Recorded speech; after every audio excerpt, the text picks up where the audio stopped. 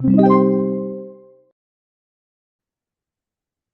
hollow circular pole, 3 meters high, is fixed at the base. It is 6 millimeters thick and its outside diameter is 300 millimeters. The pole is subject to a torque and a lateral force at the free end. So you are given all of the data.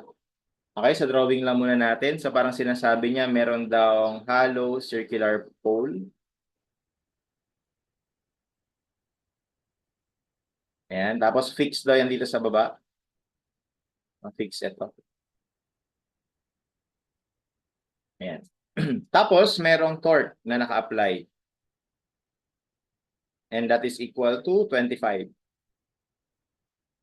And then, meron ding lateral force. Saan daw nakalagay yung lateral force? Lateral force at the free end. So, ibig sabihin dito. Kasi di ba, karang cantilever yan, sa baba yung fix. So, 3 kilonewtons. So, given daw yung height nito,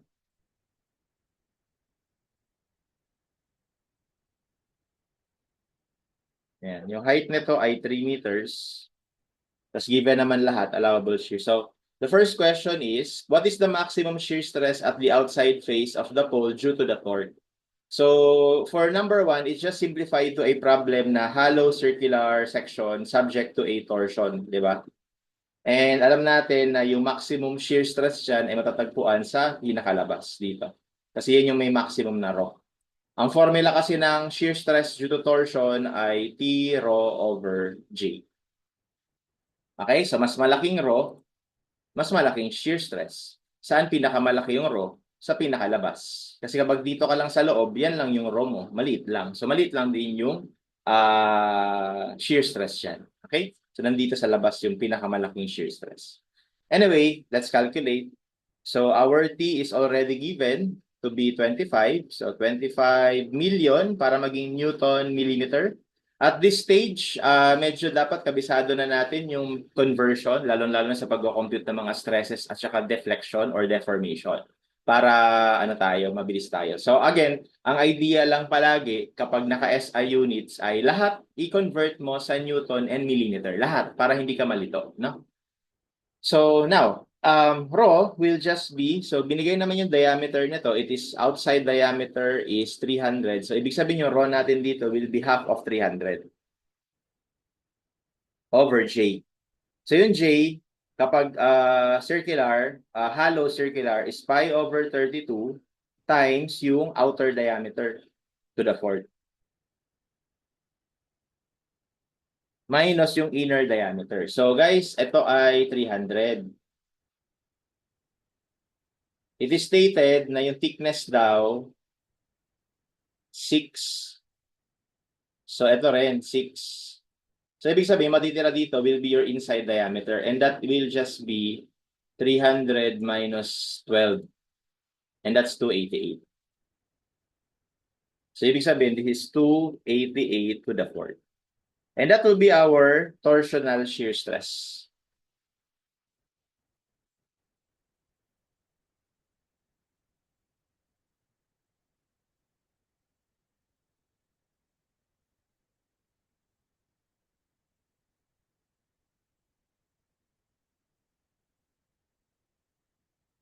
Okay, that gives us 31.3 megapascals.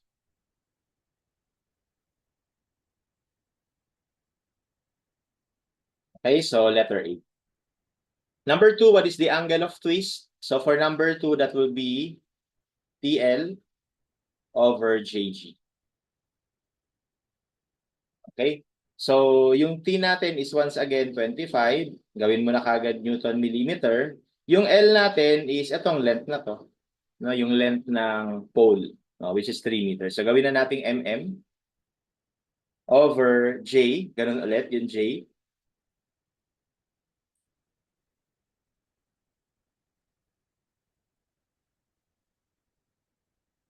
And yung G. So given naman yung G, 78 gigapascal.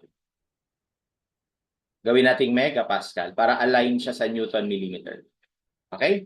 Now, at this point, you have to be careful because ang units po nito ay radians.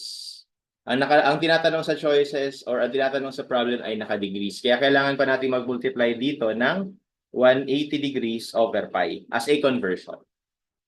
Okay, so therefore that will be our angle of twist. T L over JG.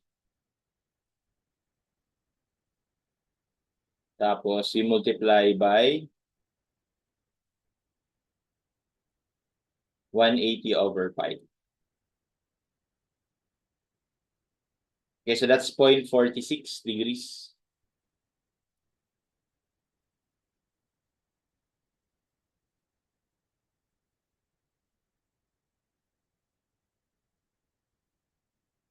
Okay, so gusto ko lang din ipaalala sa inyo, since nandito na rin tayo, na ito pong binigay sa atin na shear modulus of elasticity, yan yung G, di ba? So yung G na yan, iba yan sa E. So yung E natin is yung Young's modulus, ano lang to na, paalala lang, no? Young's modulus, or modulus of elasticity.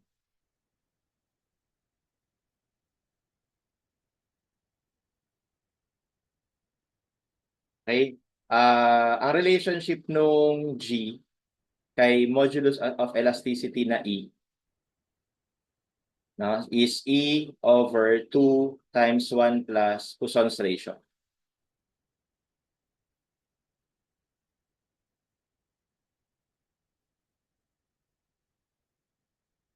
Okay, so baka lang kasi maka-encounter tayo ng problem na pinapasolve din yung yung deformation. Eh di ba sa deformation, yung actual deformation ay ang formula nun PL over AE. Tapos walang binigay na E, pero may G, tapos may binigay na Poisson's ratio. O mako-compute mo yung E gamit itong relation na to. Okay, kaya maganda rin makabisado natin itong relation na to. Okay? Next, number 3. Find the maximum flexural stress at the base of the pole. So flexural stress, ibig sabihin yung bending stress. So of course, yung bending stress ay mangyayari sa axis na to. Sa baba tayo sa axis na to. So dahil yan dun sa ano na to, dahil dito sa moment, sa lateral force na 3. So di ba yung lateral force ay magkakos ng bending ng paganto? No, bending moment. At yung bending moment na yon is just yung H times yung moment arm na 3. Okay? Or 9 kilonewton meter. Okay? So, nasan dyan yung may stress? So, di ba sa bottom, ito yung ito yung cross-section natin sa bottom eh.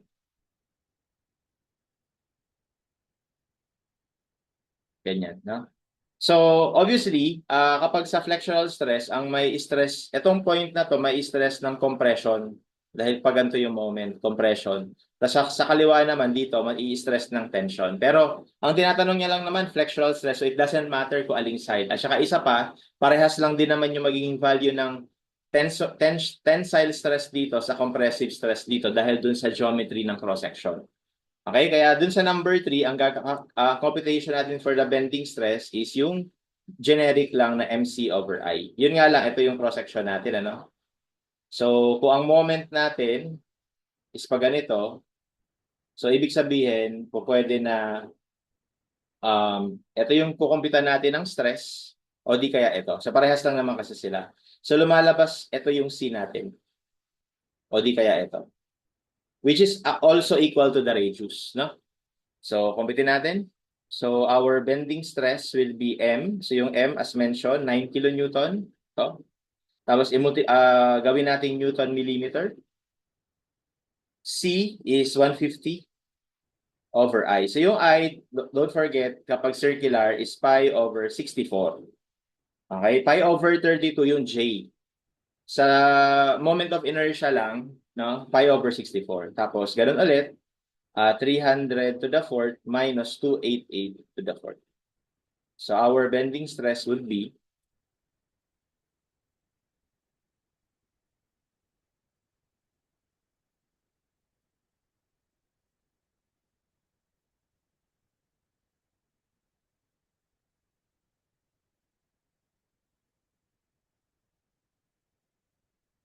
okay, so 11 point 11 MC over I. Ay, sorry. 64 pala to. MC over, 22.54 megapascal.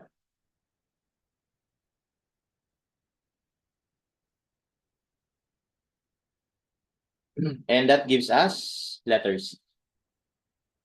Okay, so that's how we solve this problem.